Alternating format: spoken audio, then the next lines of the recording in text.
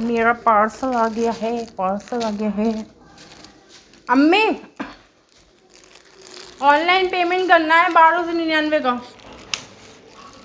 1299 कर देना ज़रा। देखिए बाहर खड़ा है लड़का।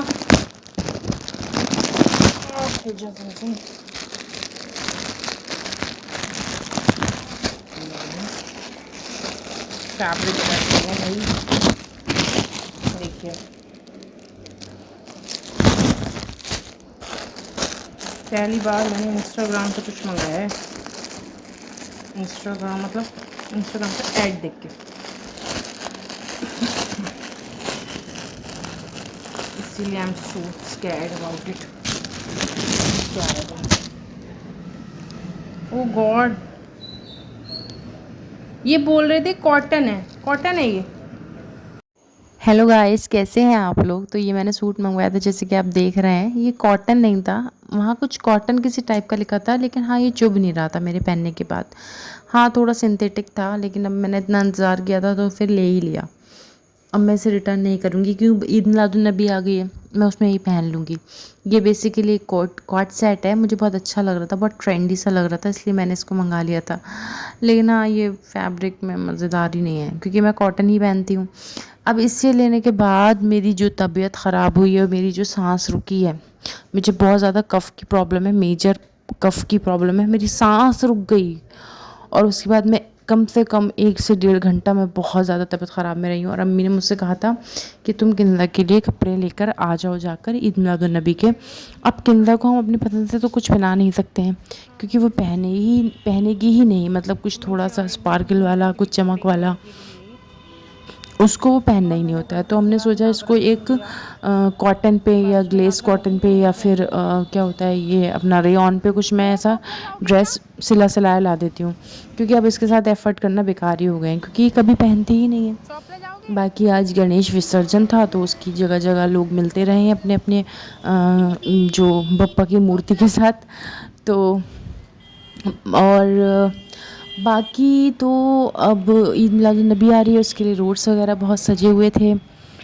जो किला साइड है और हमारे बरेली की हूँ मैं, तो बरेली का ही आप देखोगे सड़कें, तो वहाँ पे रोड सजे हुए हैं। और बाकी ये भी गणेश विसर्जन का भी अभी मौका था। और ये मैं आपको बैग दिखा रही थी, ये बैग मैंने ख़रीदा है अभी कुछ दिन पहले। बहुत ही अच्छा बैग है, वॉशेबल है। और वो क्या होता है, पानी से जो बचाता है, उसको क्या बोलते हैं वर्ड को, वाटर शिट, मेरे वर्ड्स ऐसे ही गायब हो जाते हैं। तो ये ना जैसे कि एम्बुलेंस फंसी हुई थी, ठीक है, तो ये एम्बुलेंस फंसी थी, आगे डीजे वाले मतलब वो लेकर जा रहे थे ट्रक में। तो ये एम्बुलेंस बहुत देर फंसी रही है। मुझे पता है कोई भी वो होता है ना, चाहे मुस्लिम्स का हो चाहे हिंदूज़ का हो, किसी का भी फेस्टिवल हो, सिख और क्रिश्चियंस तो ये सब चीज़ें करते नहीं हैं, फ़िलहाल तो नहीं करते हैं। अब आगे चल के भाई वो भी करने लगे तो पता नहीं क्या बनने वाला है। पर मुझे डीजे बिल्कुल भी पसंद नहीं है। मुझे जब मतलब जैसे कि अब गणेश विसर्जन में जो लोग ढोल बजाते हुए जा रहे थे ना, वो मुझे बहुत अच्छे लग रहे थे, मज़े आ रहे थे।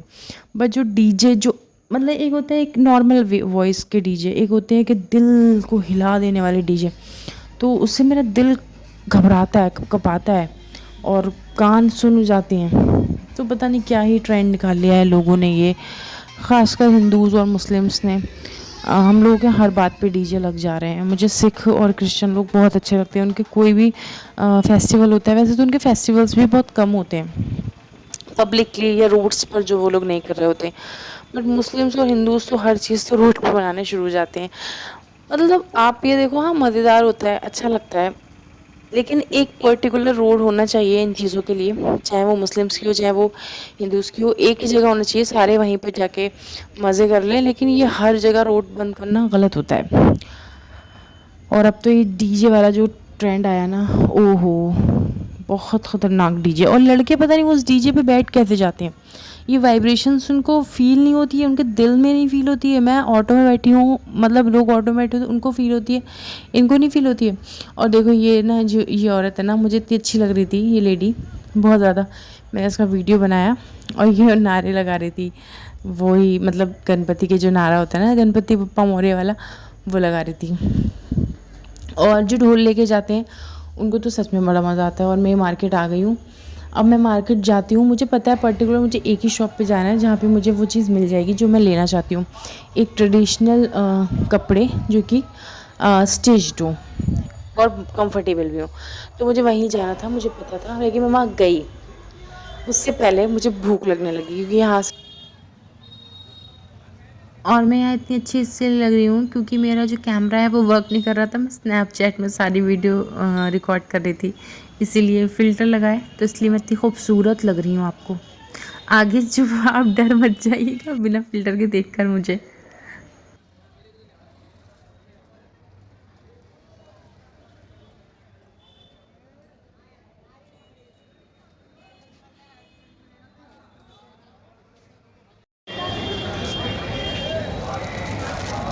ये इसमें लॉकेट भी है, वो भी है ना, चेन भी है ना, टीका बुंदा है बेटा, टीका और बुंदे।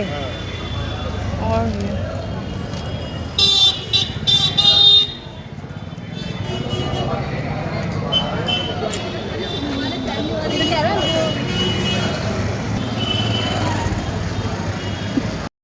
तो मैंने बताया था जैसे कि मुझे भूख लगने लगी, लेकिन बारिश की वजह से इतनी किचकिच हो रही थी, इतना गंदा हो रहा था। और दीपक स्वीट्स वाला जो रेस्टोरेंट है ना, उसने बड़ी मतलब हाइजीन मेंटेन करके रखी है, तो मैं ज़्यादातर वहीं खा लेती हूँ। तो अब मैं ये वाले ठेले जो है ना, इस पर खाती नहीं हूँ, या फिर गोलगप्पे खाती हूँ तो बिहारीपुर में खाती हूँ।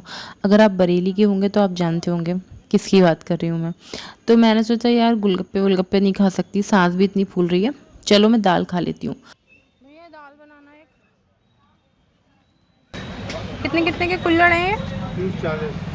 40 वाला बना दो। मक्खियाँ तो हटा दो।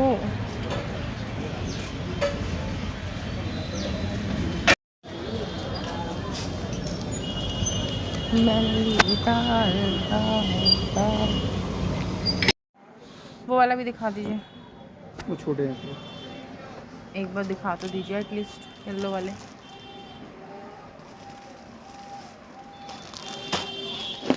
कितने छोटे हैं, कितने छोटे हैं? कम मेरा ना दिमाग खाने में ज़्यादा लगा रहता है। एक कुमार टाकिज है और यहाँ के जो समोसे होते हैं बहुत फेमस होते हैं, तो मैं ख़रीदने तो जाना चाह रही हूँ, मगर यहाँ पे वियर्ड लोग होते हैं ना, इनकी वजह से मैं अंदर नहीं जाना चाह रही हूँ। समोसे की दुकान खुली होगी क्या? फर्स्ट टाइम मैं जा रही हूँ अंदर इसके समोसे खरीद। ज़िंदगी में पहली बार अकेले मैं आ गई हूँ कुमार टाकिज़ के समोसे, टॉकीज़ को टाकिज़ पता नहीं कहते हैं, बरेली के फेमस समोसे हैं कुमार टॉकीज़ के समोसे। तो मैंने जो शादी बाद ही ये समोसे खाए हैं, पापा ने शायद एक बार ला के दिए थे, बट ज़ीशान के साथ बहुत बार खाए हैं, बट ज़ीशान के साथ ही बाइक पर आती हूँ। फर्स्ट टाइम मैं ऐसे अकेले अंदर जा रही थी, मुझे डर लग रहा था कि पता नहीं कैसे लोग होंगे यहाँ पे, पता नहीं कैसे लोग आते होंगे, बट एक लेडी थी ना, उनको देखकर मेरी हिम्मत बढ़ गई, तो फिर मैं आ गई। मैंने फिर समोसे पैक कराए और घर आकर खाए, और इसके बाद जाकर जो मुझे सूट पसंद आया था वो लेकर मैं आऊँगी। पहले मेरा दिमाग समोसों में लगा हुआ था, पहले मुझे समोसे खाने थे। फिर मैंने एक दो शॉप और एक्सप्लोर करी, फिर उसके बाद मैंने वहीं से ख़रीद लिया जो शॉप पर मैं देख रही थी।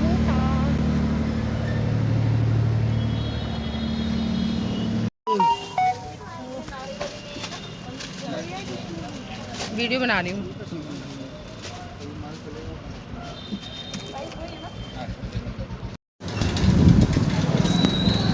मेरी तबीयत एकदम ठीक नहीं है। मैं बाहर से आ रही थी, जब इतना खांसा है ना, मैंने इतना खांसा है, मुझे खांसते खांसते सांस फूलने लगी थी। पता नहीं मेरी आवाज़ आ भी रही थी, और अभी मेरे फेस से लग रहा होगा मेरी तबीयत ठीक नहीं है।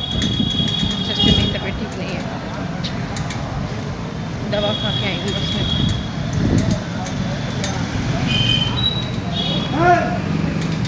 मैं यहाँ बता रही हूँ जैसे कि आपको मेरी तबीयत ठीक नहीं है, लिटरली मेरी तबीयत ठीक नहीं है। ऊपर से लीवोसिट्रोजिन जो थी दवा में, जो मेरी दादी की दवा थी वो, ठीक है, मेरी सांस बिल्कुल काबू में नहीं आ रही थी, तो उनकी दवा मैंने खा ली। तो वो लीवोसिट्रोजिन थी, वो भी 2 गोली खाने को बोला उन्होंने, मैंने 2 गोली खा ली। अब उसके बाद मैं वहाँ थोड़ा ठीक हुई तो मैं चली गई सामान लेने के लिए, मतलब कपड़े लेने के लिए। अब जो है ना मुझे नींद आ रही थी, ऑटो में भी नींद आ रही थी और इसमें भी नींद आ रही थी, रिक्शा में भी नींद आ रही थी। तो मतलब इतना ज़्यादा हो गया। लिवोसिट्राजिन नॉर्मल इंसान खा ले तो, और मैंने एक खा ले तो इतना हाल हो जाता है, और मैंने 2 खा ली। आज हर जगह विसर्जन की वजह से थोड़ी थोड़ी भीड़ थी, तो बहुत घूम घूम के मुझे मतलब मैं घर तक आई हूँ, तो मगर मज़ा आ रहा था। और ये मैं थोड़ा थोड़ा रिकॉर्ड कर रही थी कि मैं किधर हूँ, कहाँ हूँ, क्या चल रहा है।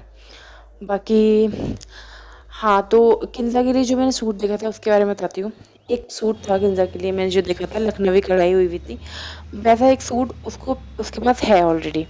वो सूट पहनती ही नहीं है, उसको वो सूट पसंद ही नहीं है। तो मैंने सोचा अब ये नहीं लेती हूँ, अच्छा जो लग रहा था वो नहीं लिया, जो काम चला हुआ था बस वो लिया मैंने। क्या फ़ायदा है किन्ज़ा के लिए कपड़े ख़रीदने से, फ़ायदा ही कोई नहीं है। मैं किसी दिन वो वीडियो शेयर करूँगी जब किन्ज़ा ने मुझे इतना ज़्यादा परेशान करा था, जो ईद के कपड़े थे उसके लिए उसने मुझे परेशान करा था। तो ये बाज़ार, ये तो ईद मिलादुन्नबी के लिए सजा होगा फॉर श्योर, या फिर हो सकता है गणपति जी के लिए सजाओ, गणपति विसर्जन के लिए सजाओ। बट ईद मिलादुन्नबी में पूरा बाज़ार सजता है बरेली में।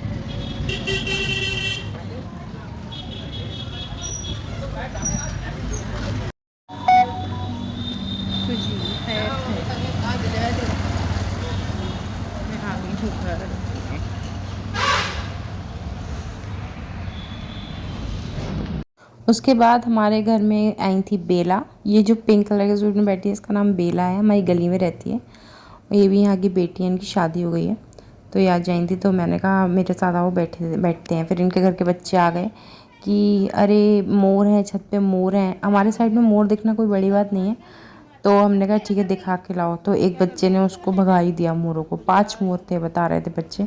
मेरी तो हिम्मत नहीं हो रही थी मैं छत पर जाकर देख के आऊँ।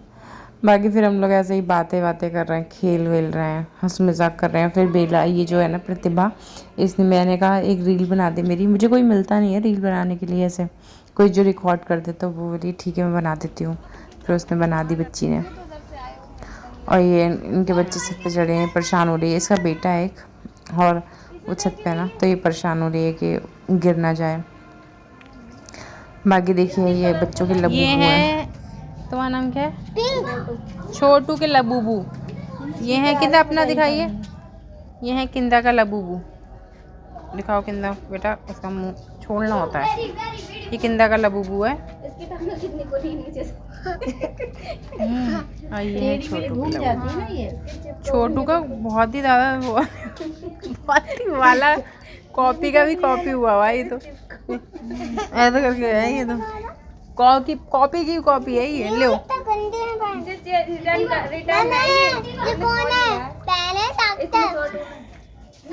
क्या है? किंदा ने घिटाया मार मार के। हेलो गाइस, ये देखिए हमारी गली के लोग। ये है बेला मेरी फ्रेंड, ये है उनकी भांजी नंबर 2, और ये भतीजा, छोटू भतीजा है ये। और ये कौन है? ये इनके बेटे हैं। हम कह रहे हैं ये इनके बेटे हैं, और ये है लबूबू की मम्मी।